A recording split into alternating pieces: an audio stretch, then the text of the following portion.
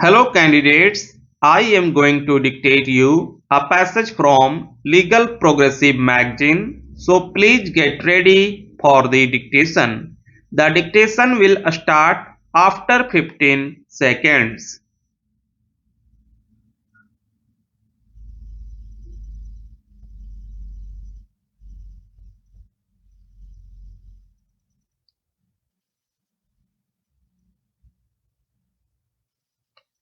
It is clear from the discussion made herein above that the said case was not one relating to compounding of offence. Apart from that, the court found that the dues of the banks have been satisfied by receiving the money, and the suits filed by the bank in the civil court have been compromised. The FIRs were filed in 1987-1988 and the investigation had not been completed till 1991. On those facts, the court rendering the judgment in July 1996 felt that having regard to the lapse of time and also having regard to the fact that there is a compromise decree satisfying the bank's dues, there is no purpose in allowing the criminal prosecution to proceed. On this consideration, this court held the proceeding of Section 482 of Criminal Procedure Code.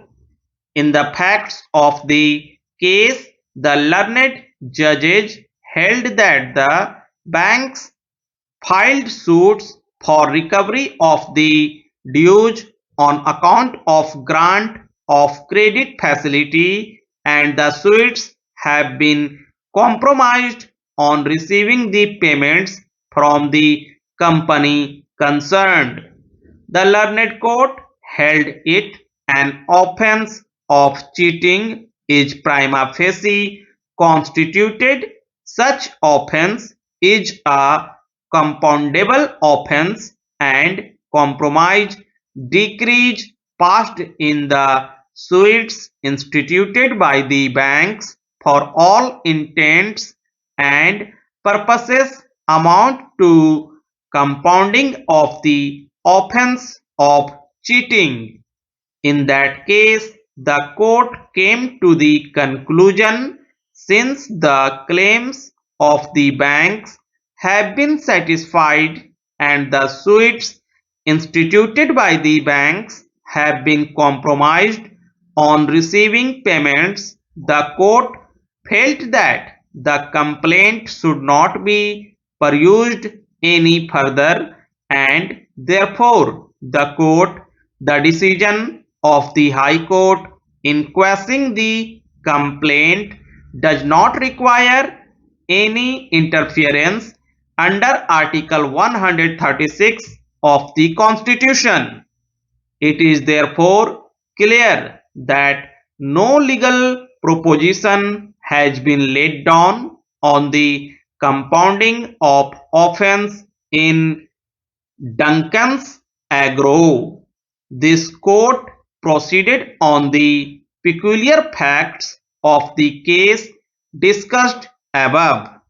Therefore, the said decision cannot be an authority to contend that by mere sanctioning of a scheme, the offences committed by the appellant company prior to the scheme stand automatically compounded.